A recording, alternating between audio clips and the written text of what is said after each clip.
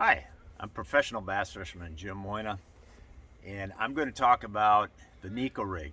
It is a rig that I started using about 4 years ago, and I really have relied upon it heavily to put fish in my boat during tournaments. In these last 4 years, it's become a major player for me. So if you're not familiar with the Neko Rig, it's this right here. There's four components. Okay, you got the hook, you got the worm, you have the O-ring that the hook attaches to, and then inside the worm I've inserted a piece of lead. Let's see if we can't get, so there's just the tip of it. This piece of lead is that long. Okay, so those are the components. So let's first talk about the hook. Okay, depending on the worm that you use, you're going to want to use a different size hook. Now with this standard 5-inch type stick worm that I just showed you, a good size to go, now it depends on the brand. One brand's 1/0 is another brand's size 1. So in this particular case, this is what's called a size 1 with this hook. And this hook also has 2 wire strands on there that act as a weed guard or a brush guard. I like to use this style hook if I'm fishing around boat docks or brush piles, or if I'm in like super heavy type vegetation, such stuff that's really stout, like lily pad stems, cattail stems, bulrush stems. Then I'll have to use that guard on there. Now if I'm just fishing an open grass like milfoil grass, eel grass, cabbage, I'll go open hook. The reason why I go open hook is because you have a better hooking percentage with the open hook, and it does matter quite a bit, really, because for whatever reason, when you put those weed guards on there, you're also knocking down your success as far as hooking the fish. So whenever I can, I go with the open hook. Cabbage beds, eelgrass beds, milfoil beds, hydrilla, I can go with open hook. Sure, you'll snag a little bit of those weeds, but not too bad, and often you can snap them off with just a quick flick of the wrist, and the rod tip will just snap those weeds right off of there. So that's the hook. The worm, just oftentimes I use just a stick worm like this. It's a 5-inch stick worm. Sometimes I'll use a worm that's got a little curly tail on there for just a little added action, something else for the fish to look at. Both of them work just quite well. This is probably most widely used amongst tournament anglers, but you can really just use your own imagination. Use whatever worm you might want to try. Okay, now the O-ring. Okay, the O-ring come in like several different sizes, so let me dig out a couple and just give you an idea of what we're talking about here. There's 4 sizes I carry with me, and it all depends on the size of the worm. Ideally, what you want is the O-ring to just kind of fit on there, just kind of snuggish. You don't want the worm loose in there, because it will fall. The bass will actually grab an end of the worm, and when you pull back, it'll just pull the worm right out of the O-ring, or sometimes it'll just fall out of the O-ring. If the O-ring is too tight, then what'll happen is it'll be so tight on here that when a fish does grab it and you hook a fish, like if the fish shakes it around a lot, it'll like just tear, that O-ring will just tear right through just from the stress of the fish fight. So ideally, the perfect O-ring is just kind of slightly snug on there, and it'll allow you to catch many fish on that worm before it like tears, because that is the stress point where that O-ring is. Oftentimes that's where eventually the worm fails and it breaks. So next, let's talk about the lead. This is made of lead. This is lead weight. This particular one is 3/64. This is about as light as I go. What I often do use this size in my stick worms. You can also get like a finishing nail. This is a finishing nail. It's not lead, so it's gonna be a little lighter weight. But if I'm going with a smaller size worm, like a cream scoundrel, how's that for old school? That's a that would call for that nail. There's also heavier ones, of course. Like this is like a 3/16, or not a 3. This is a 1/16. Okay, the 1/16. I use that one quite a bit. And then you get into 3/32, which is even a little bigger.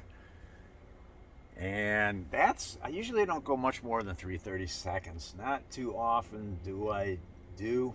And I go with the heavier sizes if it's windy. If it's deeper, that's when I go with the heavier sizes.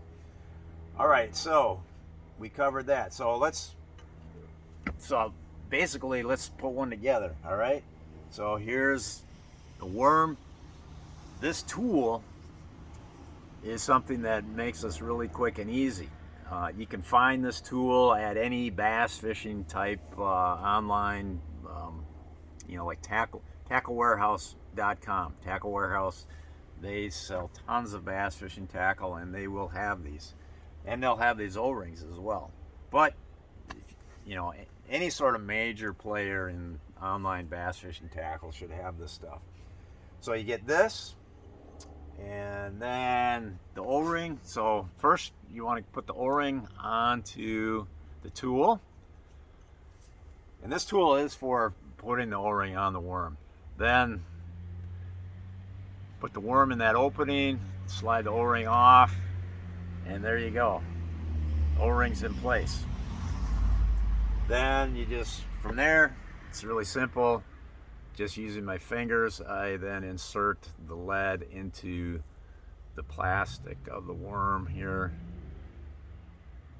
Being careful to try to make it as straight of an entry as possible. So there it is. It's all rigged up. And I will rig up enough of these so that I can get through a whole day. See, these are all pre-rigged and ready to go. So not only do I have this bag, right now I probably got about 50, 60, 70 pre-rigged worms, various colors, a couple different styles, all set to go. All right, so then let's talk about how you fish it, okay? It's a technique that does not cover a whole lot of water, so you got to be confident you're in a good area. So basically what you do is you just cast it out to whatever target you're targeting, let the bait sink to the bottom, and then I like to take advantage of that wacky action. Okay, let me get that adjusted. Okay. So, and by that I mean is when you jerk on it, it'll like make this worm like twitch. So I give it like a couple quick jerks and then let it fall. Couple more quick jerks and let it fall. And I do that, all the way through the zone where I feel like the fish are gonna be sitting. So if I cast it around the dock, I'll do that around the dock, and then once the worm gets a certain distance away from the dock, I just quickly reel in and throw back out again. Or if I'm fishing the edge of the weeds, I just focus on the edge of the weeds and then reel it in once it gets away from the edge. All right, so that is the Neko Rig. One last thing I guess I should point out is when you do rig this, you can rig this with the hook pointing towards the head of the worm or the hook pointing towards the tail. And guess what? I always do it towards the tail of the worm. Okay? That's just how I started doing it. That's how I've been doing it. And I'm just happy with my results like that. I never do it the other way. I never do it hook point towards the head of the worm. And I think that's probably because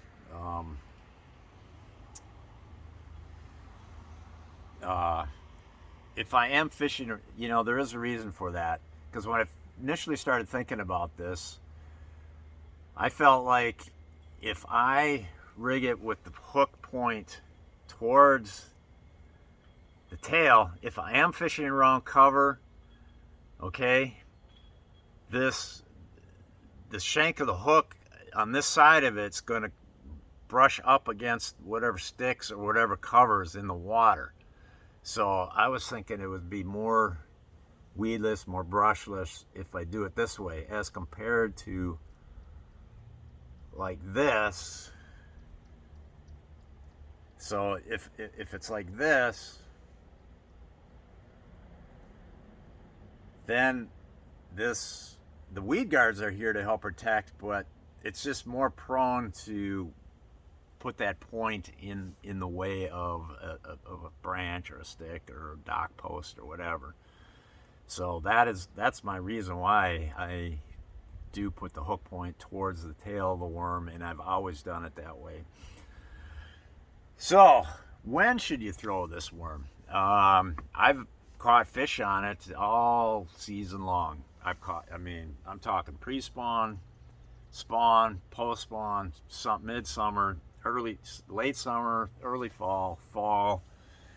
I've caught largemouths and smallmouths and spotted bass on it. The thing you can always adjust is the type of worm you're throwing, the color of the worm, the size of the weights, the size, but always correlate the size, the different size worms with, you'll have to adjust your hook sizes with the different size worms, so remember that, and the O-rings too. All right, so that should give you enough to go on to go out and try this technique. I know of serious fishermen that have kind of ignored this technique, and that's a mistake, because it has become like I said earlier, a major player. It's been a major stick in my arsenal of strategy. So anyhow, give it a try. It's called the Neko Rig. And to give you an idea of how serious I am about it, this whole box is filled with nothing but O-rings and Neko Rig sinkers. Okay, so anyways, all kinds of stuff. Do it. Over.